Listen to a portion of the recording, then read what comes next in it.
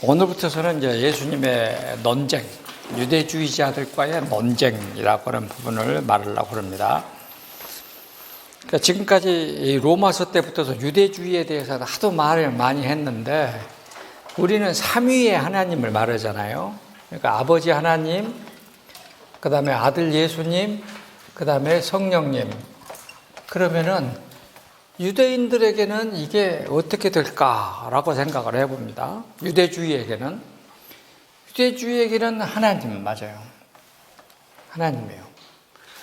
근데 하나님은 여기 유대주의 가면 여기가 모세가 이 역할을 하는 것 같아요. 모세.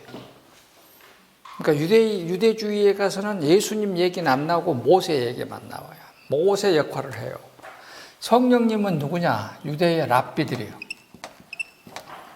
성령님이 성경을 해석하잖아요. 근데 모세의 율법을 누가 하느냐? 랍비들이 해석을 하는 거야. 그러니까 이렇게 비교를 해도 틀리지 않을 것 같아요. 그러면 하나님은 뭐 하시는 분이냐? 하나님은 사랑을 하세요. 사랑을 하시는데 뭘로 사랑하냐? 율법을 주셨어, 모세에게. 근데 모세에게 준 율법을 랍비들이 해석을 하는 거예요. 근데 하나님은 여기에게도 예수님을 보냈어. 근데 이것을 예수님을 누가 우리에게 해석하느냐? 성령님이 해석하는 것입니다. 그러니까 우리는 모세에게 준 율법, 그러면 율법의 완성자로서의 예수님.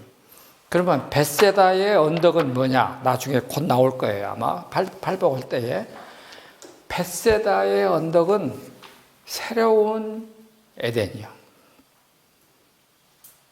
새로운 호렙산이요. 시내산이요. 그러니까 모세에게 준 그 율법을 벳세다 언덕에서 예수님이 뭘로 바꿔놓는 거예요? 이거를 복음으로 바꿔놓는 거예요. 그래서 예수님은 유대인들에게 새로운 모세가 되는 것입니다. 벳세다는 그러면 뭐냐?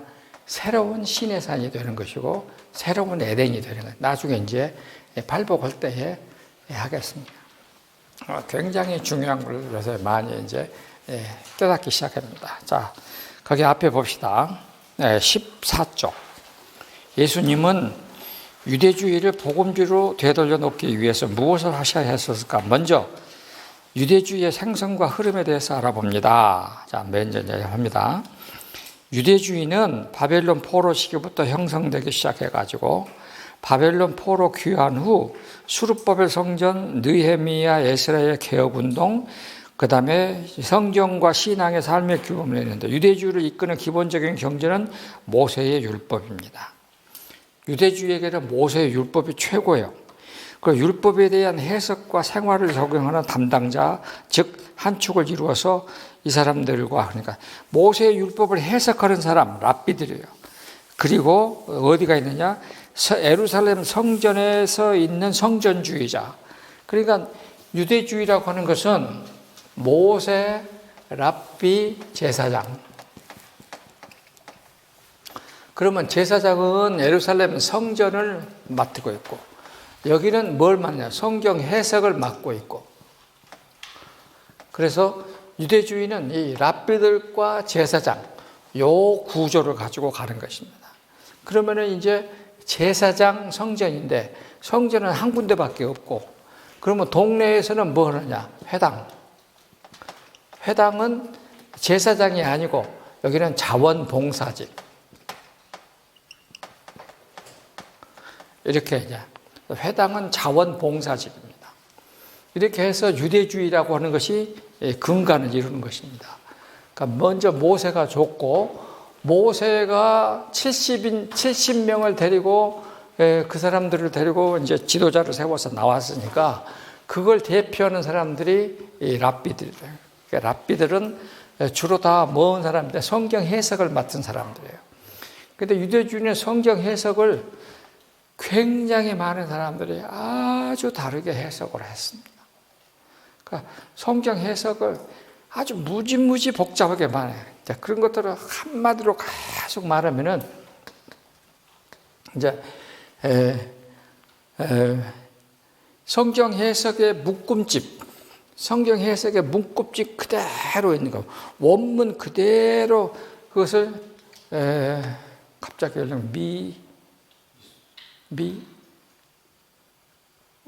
조금 있으면 생각나겠다. 그 다음에 요것을 그대로 사람들에게 전부 다 완성시키나, 게마라라고 그래요. 게마라. 그래서 미슈나는 성경 읽는 그대로 원문입니다. 그것에 대한 해석을 갖다 붙였습니다. 그래서 해석은 뭐라고 말하느냐? 해석은 이건 완성이다. 그래서 유대인들에게는 성경 해석을 맡은 이 랍비들이 굉장히 중요한 역할. 모세의 율법을 완성시킨다. 그래가지고 이것이 완성이 됐는데, 이것도 어렵고 이것도 어려워. 그러니까 이것을 편의하게 일반에게 가르친다. 그것이 탈무드. 탈무드는 교육. 백성들에게 가르치려면 탈무드를 해야 된다. 그래서 탈무드가 나온 것입니다. 이것이 유대주의를 이루는 근간이야. 이론이야. 이것이. 여러분들 중에 탈무드는 어쩌고저쩌고 했는데, 탈무드는 교육이란 말입니다. 게마라는 해석이고, 미슈나는 율법 원본, 율법 원문을 그대로 이제 실어 놓은 것입니다. 그러니까 이 책을 보면은요, 여기가 이제 미슈나입니다. 율법이 그대로 있어요. 그러면 여기에다가 자잘하게 해설을 써놨어요. 이것이 게마라예요. 근데 사람들이 요것도 읽기 어렵고, 요것도 히브리어고, 요것도 히브리어예요. 일반인들이 못 읽어. 그러니까는 일반인들이 읽을 수 있도록 요것을 풀어서 교육을 해라. 그게 탈무드입니다. 탈무드는 바벨론에서 나오기도 하고 예루살렘에서 나왔는데, 사람들이 알아들 수 있는 구어체 언어로 바꾸는 거예요. 이거는 문어체고. 이렇게 해서 바꿔놨어요. 요 일을 하는 사람들이 누구냐면은 랍비들이 하는 것입니다. 그런데 이 랍비들은 이렇게 되어 있는 요거를 계속해서 여러분들에게 내가 옛날에 확대 해석의 원칙, 선조들이 했던 것 플러스 계속해서 플러스만 되지 하나도 없어지지 않는다. 그러니까 모세가 출애굽할 때 1200년경에 있었던 거, 그 다음에 1100년경에 있었던 거, 그 다음에 이 솔로몬 때 있었던 거 900년 계속해서 플러스만 되지 하나도 없어지지 않는다. 그러면 후대 사람들은 여기서부터 여기까지 다 지켜야 돼. 그러면 어찌 되겠습니까? 후대 사람들은 자기들은 전혀 지킬 수 없는 것을 후대 사람들에게 요구하는 것 아니에요. 그래서 예수님도 마태복음 23장에 너희들도 질 수 없는 무거운 짐을, 마태복음 23장 보세요.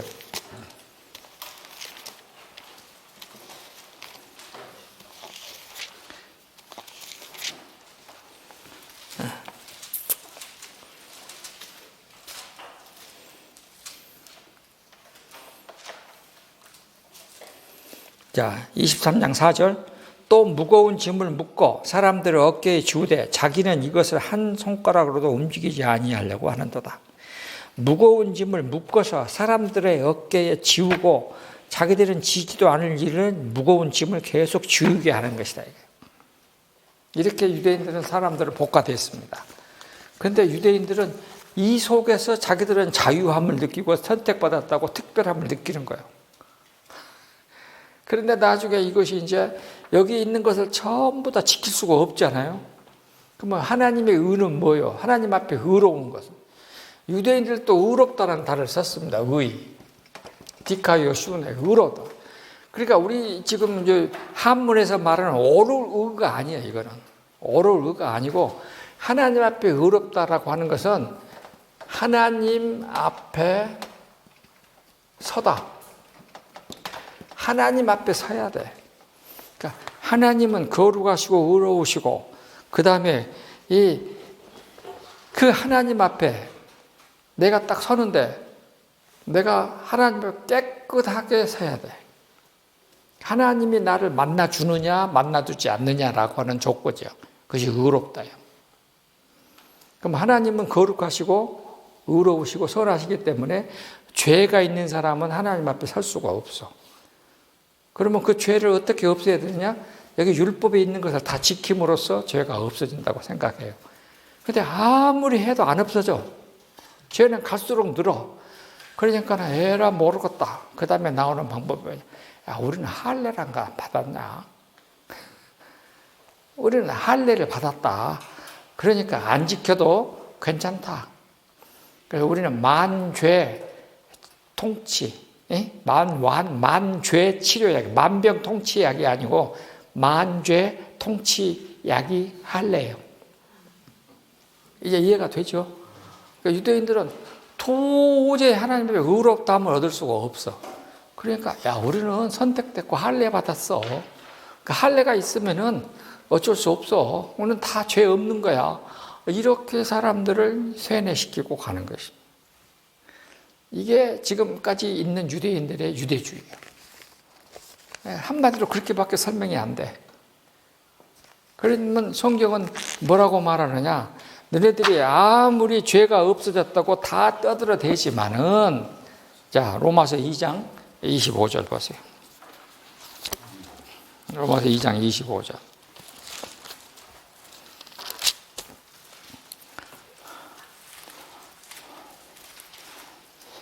내가 율법을 행하면 할례가 유익하나 만일 율법을 범하면 내 할례가 무할례가 되느니라. 바울의 이 말은 유대인들에게는 아예 그냥 무지무지, 우리말로 가장 쉽게 말하면 저런 싸가지 없는 말을 저렇게 해도 되는가, 이렇게 하면 가장 적게 요구하는 것입니다. 지금 저런 말을 하다니 하는 그런 뜻이에요. 자, 야고보서 보세요. 야고보서 2장, 히브리서 다음에 야고보서요. 야고보서 2장 10절.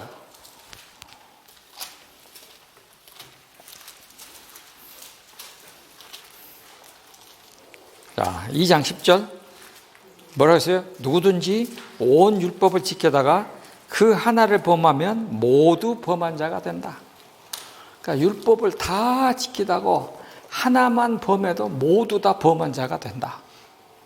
그러니까 율법을 지켜서 하나님 앞에 의롭다라고 한다는 것은 말도 안 된다. 안 된다는 것입니다. 그러니까 바울은 야, 구약 성경에 이미 그렇게 해놨지 않냐. 그래가지고 구약 성경 53장, 시편 53편 1절 2절 보세요. 시편 53편 1절 2절 3절 읽어보세요.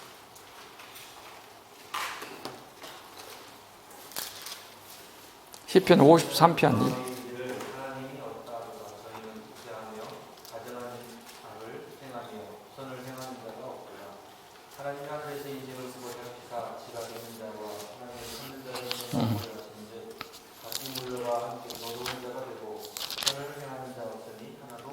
하나님을 찾는 자도 없고 더러운 자가 되고 선을 행한 자가 없으니 하나도 없도다. 다 부패하여 가증하며 악을 행하며 선을 행하는 자가 없다. 다 부패하고 가증해. 그래서 성경은 사람이 이 구약 시편에 있는 다윗의 말은 유대인들은 쳐다보지를 않는 거예요. 그러니까 다윗 시편을 읽으면 이게 말이 안 되는 거예요. 자기들은. 그러니까 시편을 안 읽어, 이 사람들은. 그럼 어디만 읽어요?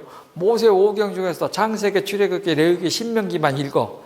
플러스 거기다가 뭔만 읽었어요? 랍비들의 해설집, 그것만 읽는 거예요. 그러니까 말하자면 예수님과 바울의 서신을 보면은 시편, 이사야서, 말라기서까지 쫙 이렇게 예언해 놨잖아요. 근데 구약 성경 지금 현재 39권을 편집해서 이것이 성경이라고 말한 사람도 유대주의 랍비 학자들이 모아서 했어. 조후 90년에. 자기들이 만들어 놓은 책이요. 이거 성경이라고 해놨어. 근데 지구들은 성경을 어디만 보느냐? 모세 오경 중에서 창세기도 안 봐. 출애굽기, 레위기, 민수기, 신명기 플러스 율법의 해설집. 요것만 본다고. 그래서 이 사람들에게는 모세가 자기들에게는 예수님 자리에 올라가 있는 거야. 아무리 봐도 그렇게 설명하는 것이 제일 맞을 것 같아. 모세가 예수님 자리에 차지하고 있어. 그렇게 되면 어떻게 되겠습니까? 알라를 믿는 회원들도 예수님도 모세와 같은 선지자 중에 하나다가 돼버리는 거지. 지금 유대주의자들은 자기들이 절대 그렇게 생각을 안 하겠지만 우리가 보기는 그래요. 네. 자, 이것입니다. 자, 유대주의자 한마디로 지금까지 말을 했습니다. 그래서 자기들은 권력 구조상으로는 요 구조요. 제사장과 성전, 자기들의 랍비와 성경 해석, 그 다음에 회당과 자원봉사직, 이것이 유대주의를 정치적 구조로서의 골격이야. 그 다음에 이론적 골격은 지금 요것입니다. 여기 요거 이렇게 해서 그 다음에 거기다가 이제 할례가 아주 중요한 역할을 해. 이게 딱 들어가죠. 율법 다 못 지켜. 근데 우리는 할례가 있으니까 괜찮아. 편리해. 이게 이제 유대주의입니다. 그래서 이 성전과 회당, 거기 봅시다. 읽읍시다. 두 기관은 모세의 율법에 따라 유대인들에게 예루살렘 순례를 통하여 5대 절기, 유월절, 오순절, 초막절, 그 다음에 불임절과 수전절. 불임절이 뭔 줄 압니까? 자, 성경을 많이 읽은 사람은 아는데 안 읽은 사람은 몰라요. 에스더서를 읽어보면 나오죠. 바벨론 포로, 페르시아 포로 때에 모르드게하고 하만 나왔죠. 그때에 생긴 절기가 불임절입니다. 불임절 절기 날짜가 언제냐면 12월 25일이요. 12월 25일이 바로 그날입니다. 그러니까 이 사람들은 그래서 우리는 메리 크리스마스 하는데 유대인들은 메리 한웅카야. 한웅카. 미국 오래 살은 사람들은 알아. 유대인들 메리 한웅카요. 그래갖고 이 하만의 햇바닥이 이렇게 길게 나오는 사진을 걸어놓고 우리 유대인들을 모독하면 저렇게 된다라고 이제 즐기는 날입니다. 네, 그렇게 돼요. 그 다음에 이제 수전절은 뭐요? 주전 165년에 성전을 회복해가지고 안티오코스 3사 4세 때에 성전을 더럽힌 것을 다시 회복한다. 그게 이제 거기에 나오는 것입니다. 그래서 수전절, 성경을 고친 날입니다. 이것도 12월 22일쯤 되네. 12월 20일, 22일. 그래서 성전을 회복한 날. 그날 수전절. 그래서 5대 절기입니다. 수전절은 성경 어디에 나오면은 요한복음 10장 22절 보세요. 요한복음 10장 22절.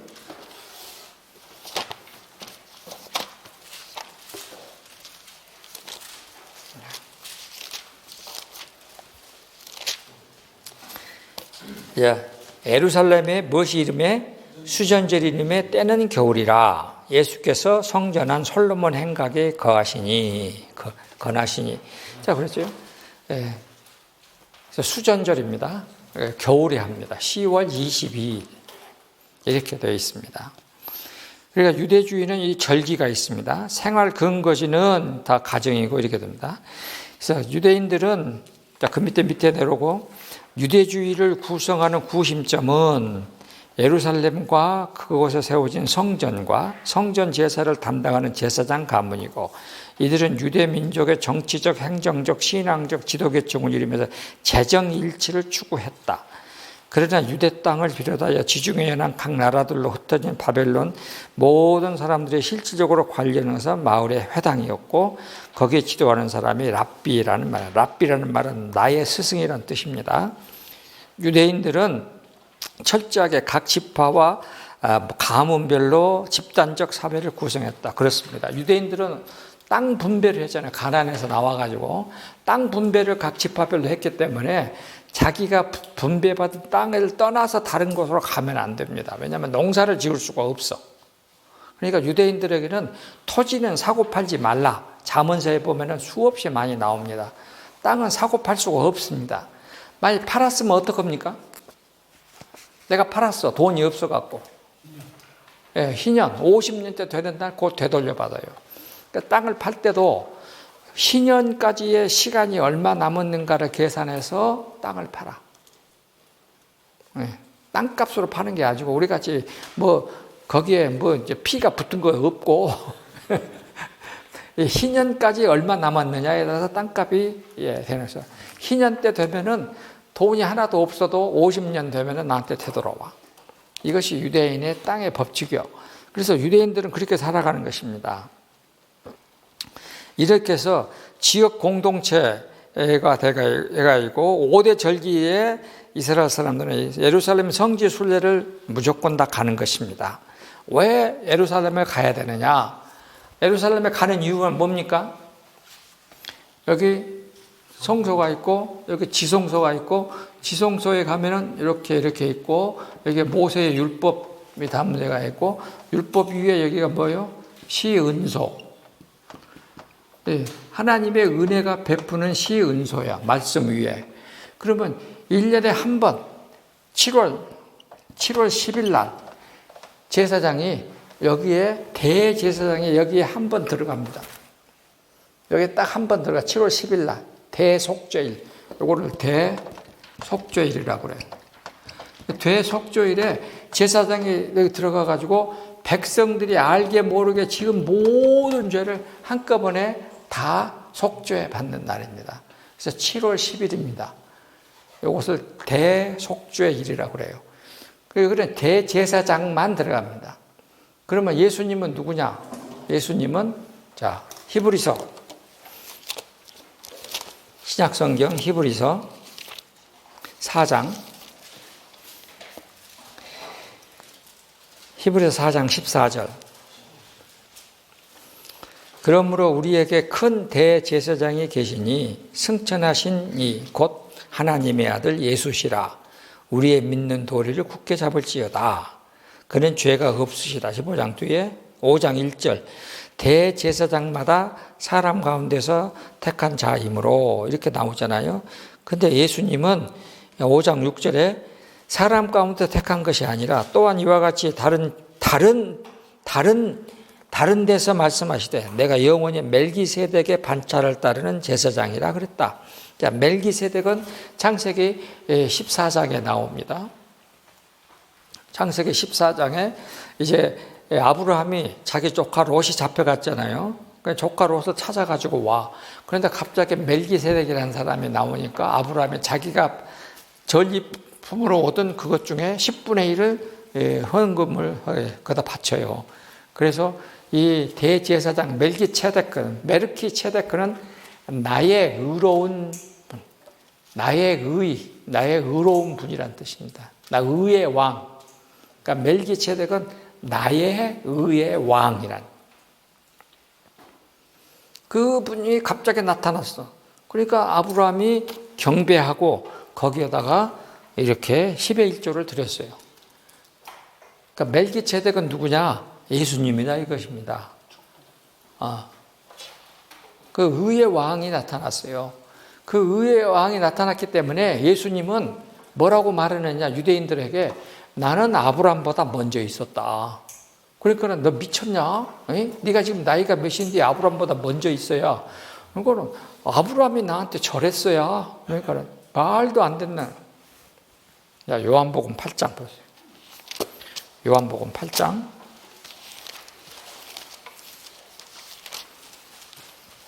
자, 요한복음 8장 56절.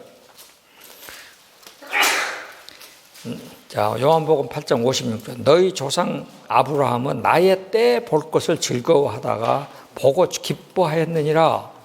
유대인들이 이르되 내가 아직 50세도 못 되었는데 아브라함을 보았느냐? 예수께서 이르시되 진실로 너에게 이르노니 아브라함이 나기 전부터 내가 있느니라 하시니 그들이 돌을 들어 예수를 치려하거늘 예수께서 숨어 성전에서 나가시니라.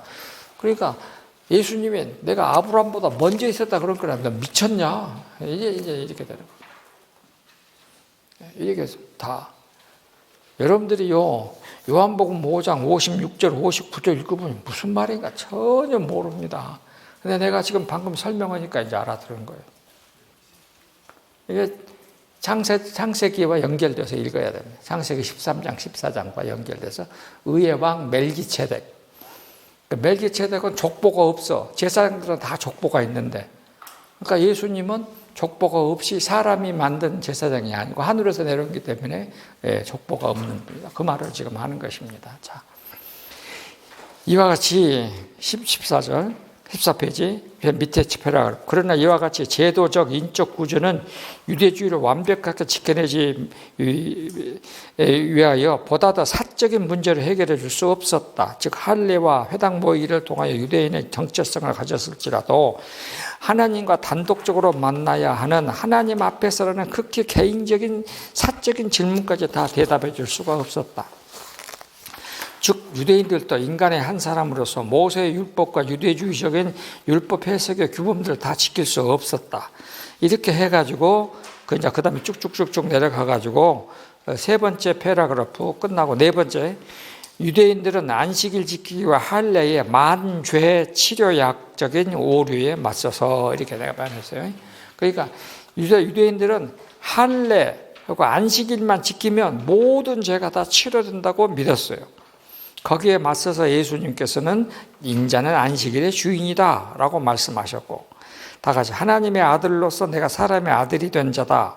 예수님은 곧 하나님과 사람과 함께 천지를 창조하시고 안식일을 제정하신 하나님이시다고 선포하셨음을 강조한다. 자, 예수님이 천지를 창조했다는 말이 어디에 성경에 있을까요? 성경에 여러분들이 알기로는 두 군데만 찾으면 됩니다. 첫 번째는 요한복음 1장 1절에서 5절 사이에 보면 보십니다. 첫 번째는 요한복음 1장 1절에서 5절까지 그 사이에 가장 쉽게 찾으면 돼요. 태초에 말씀이 계시니라, 말씀이 하나님과 말씀이 있으니라. 그 다음에 2절에 태초에 하나님과 함께, 3절에 만물이 그로 말미암아 지은 바 되었고 지은 것이 하나도 그가 없이는 된 것이 없느니라. 그래서 예수님은 천지 창조를 하셨습니다. 자, 요한복음에 그랬습니다. 자, 구약에서도 있어요. 자, 잠언서 8장. 잠언서 8장. 네, 잠언서 8장을 봅니다. 잠언서 8장 거기 22절. 여호와께서 그의 조화의 시작 곧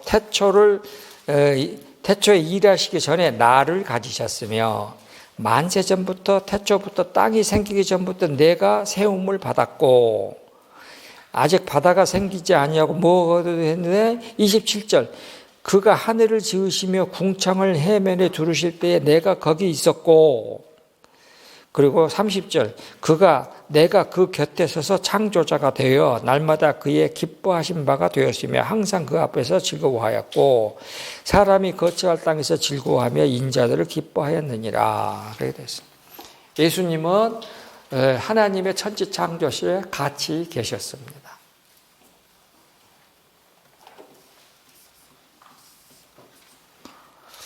이렇게 성경을 다 찾아서 가르쳐 줘도 감사하단 말이 하나도 안 나와.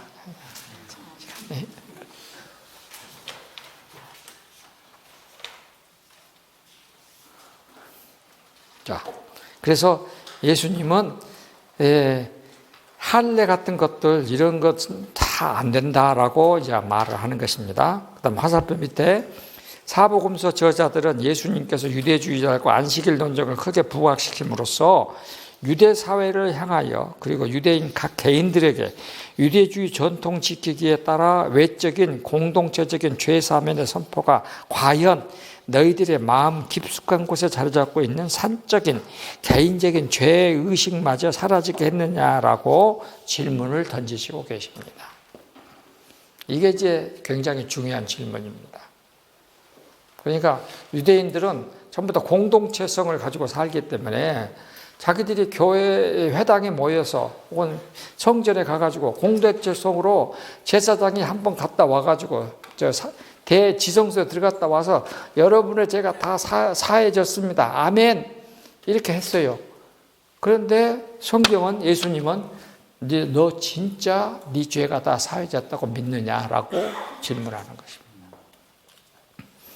이것이 종교개혁의 루터의 질문이요. 그러니까 루터도 똑같은 질문을 하는 것입니다. 그러니까 루터는 당시 중세 카톨릭 제도에 의해서 나는 모든 사람들이 루터 너는 하늘나라 안방이야 아랫목이야 라고 그랬다고. 근데 루터 개인은 내가 아랫목에 있는지 나는 도저히 확신이 안 산다. 이게 루터의 질문이요. 다른 사람들이 아무리 말하고 해도 교회가 아무리 너는 죄 없다고 도장 찍어줘도 나 개인으로는 내 속에 아직도 죄가 해결된 것 같지 않다. 이 질문이요. 그 질문이 왜 유대인들에게는 없었겠습니까? 그러니까 예수님은 지금 그걸 건드시는 거죠. 계속해서 그걸 건드려서 말씀하시는 겁니다. 그러니까 우리 목사님들도 계속 그걸 교회에서 말해야 되고 여러분들도 계속해서 그 생각을 가지고 살아야 돼. 진짜 내가 죄가 없어. 또 그렇게 말하면 의심하지 말라. 또 그럴 거예요 아마 이제. 그거는 의심하지 말란 말하고 달라 이거는. 자기를 늘 성찰하고 바라보는 거야. 그래서 다시 이제 마지막 패러그래프. 외부에서 너는 경건하다. 너는 틀림없이 하나님 앞에서 의인으로 인정받을 수 있다고 선언해주는 공적인 확인, 컨퍼메이션이 과연 나의 죄사면이며 또한 의로움이 있을까라는 사적이고 개인적인 확신과 같은 것인가? 나는 컨퍼메이션을 받았는데 confidence, 확신이 안 산다 이거예요. 확실히 신뢰가 안 된단 말이에요. 이걸 어떻게 해결할 것이냐라고 예수님은 질문하시는 것입니다. 예수님은 안식일 논쟁을 통해서 안식일인데 을이 아니고요. 안식일 논쟁을 통해 유대사회에게 주변에서 지켜보는 일반 대중들에게 오늘 안식일에 회당에서 모임을 가졌다고 해서 당신들은 하나님 앞에서 부끄러움이 없습니까? 하나님께서 당신에게 너는 깨끗하다고 선포해 주시던가요? 라는 사적인 개인적인 확신에 대한 질문을 계속 던진다. 이게 지금 아주 무서운 말입니다. 예수님께서 던지시는 질문들은 곧바로 유대주의를 이끄는 지도자들 또 하나님께서 피조하신 사람이 우선인가 아니면 사람을 피조하신 하나님이 우선인가. 그러니까 유대주의를 이끄는 지도자들 사람이 우선인가? 사람의 말을 들을래? 하나님의 말을 들을래? 하는 말입니다. 내가 지금 사람을 믿는가? 하나님의 하나님을 말을 믿을 것인가? 라는 본질적인 질문으로 이어지게 하였다. 그래야 예수님께서 질문 던지기는 사람에게서 하나님에게로, 사람이 정한 규범에서 하나님의 사랑으로, 행함에서 믿음으로라는 방황전환에 물꼬를 트는 것과 같다. 예수님의 안식일 논쟁은 이 사적인 개인적인 확신에 대한 질문으로부터 시작해서 유대사회 전반에 걸친 제조들에 이르기까지의 질문에서 질문으로 이어지게 하였다. 이 질문들은 유대주의를 지켜주는 뚝에 조그만 구멍을 내서 뚝 전체가 무너지게 하는 것과 같았다. 예수님과 유대주의자들 사이에서 진행된 다양한 주제의 안식일 논쟁은 유대주의라는 집의 주인 노릇을 지금까지 사람이 맡아왔었지만 이제는 하나님께서 집의 주인이 되시겠다는 선포와 같은 것이다. 주인이 출타한 집에서 아니 주인을 쫓아낸 하인들이 주인 노릇하기를 더 이상 받아들여 줄 수 없다는 것이다. 필자는 이렇게 비유해 본다. 외지로 출타하는 주인이 종들에게 집 잘 지켜 한마디 남기면서 언제 돌아올지 모른다고 하였다. 종들은 처음에는 주인께서 명령하신 집 지키기는 그럭저럭 지켜낼 수 있었다. 주인의 귀향이 늦어지자 종들은 주인의 안방까지는 차지하지는 않았으나 주인의 뜻에 반하는 안방 꾸미기, 집 가꾸기, 꽃밭 관리 등 설치되기 시작했다. 주인의 귀향이 더 늦어질 것처럼 보이자 주인 없는 빈집 지키기는 힘센 종이 가끔씩 안방에 앉아서 우리 주인께서 원하시는 마당 쓸개, 지붕 고치기, 안방 고치기는 이것이다라고 명령을 내리면 아래 하인들이 그대로 따르곤 했다. 이러한 빈집 지키기는 주인이 원하지도 않은 상을 대청 마루에 차려놓았다가 식으면 자기네들끼리 잔치를 벌이는 꼴과 같았다. 정작 주인이 귀향은 모두 다 쓸어버리고 새롭게 하실 텐데 얼마나 비유가 멋있습니까? 멋있다고 봐야 하겠지. 그러니까 유대주의는 결국은 뭐예요? 우리 주인이 시키도 않은 것을 우리 주인이 이거 하라고 했어 라고 핑계대고 주인 노릇하는 거예요. 내가 요 비유를 찾아내기 위해서 얼마나 기도를 많이 한 줄 압니까? 정리하자면 유대주의에서 이해하는 하나님은 성경에 기록된 하나님 이해가 아니다. 유대주의와 유대주의자들은 우리 조상들이 모세로부터 지금에 이르게 1200년 가까이 모세의 율법에 따라 하나님 섬기기를 위하여 성경을 시대의 흐름에 맞게 해석하고 민족적 위기 때마다 개혁의 개혁을 거듭하여 오늘에 이르렀으므로 우리의 현재의 모습은 곧 하나님이 원하는 것이라는 확인에 차 있었다. 예수님의 눈에는 유대주의는 주인이신 하나님이 계시지 않으셨다. 그리고 유대주의의 안식일 규정에도 하나님은 계시지 않았다. 반면에 유대주의자들은 현재의 유대주의의 모습은 하나님께서 원하시는 그 모습 그대로이므로 만일 하나님께서 받아들이지 않으신다면 하나님도 하나님 되실 수 없다는 억지 주장을 벌이는 것과 같다.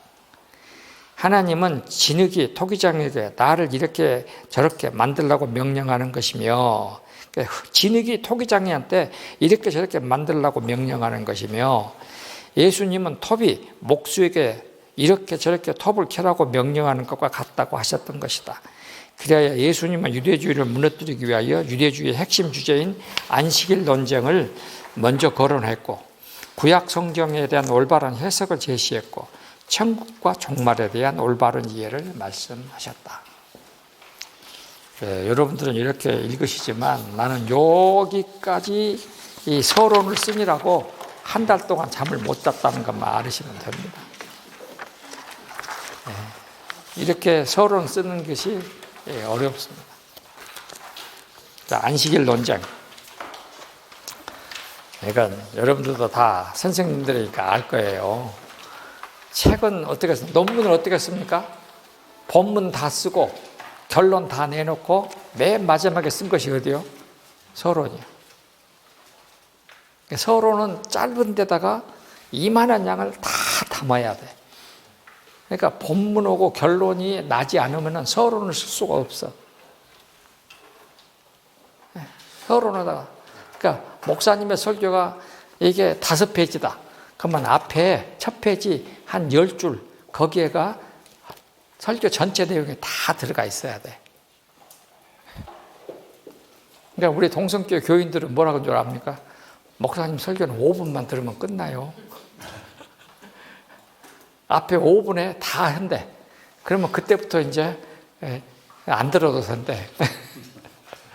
그만큼 서론에다가 설교를 다 넣어놔야 돼. 마찬가지예요, 지금. 그러면 이거 큰 서론이야. 그럼 안식일 논쟁은 뭔가 여기에 대해서 해야 되는데 이놈의 시간이 다 되어버렸네. 오늘 굉장히 중요한 안식일 논쟁의 서론을 여러분들이 다 배웠습니다. 그러면 안식일 논쟁의 핵심은 뭐라고요? 자, 거기 내가 인용했죠? 뭐요? 주인은 집 가꾸기. 주인이 원하지도 않는 지 마음대로 집 가꾸기. 그래 놓고는 우리 주인이 우리한테 이렇게 말씀하셨다고 갖다 둘러대기. 여러분도 지금 다 그러고 있어. 네? 안 그래요? 우리도 신앙생활에 얼마나 많이 그렇게 지금 고집하고 둘러대고 있어요. 자, 한번 가서 잘 읽어보세요. 지금 내가 이거를 쓰면서 아무래도 이것을 글로 쓰면서 이것을 이제 책으로 내야겠다 생각하니까 한 글자 한 글자가 무섭게 힘들게 쓴 거예요. 기도하고 마치겠습니다.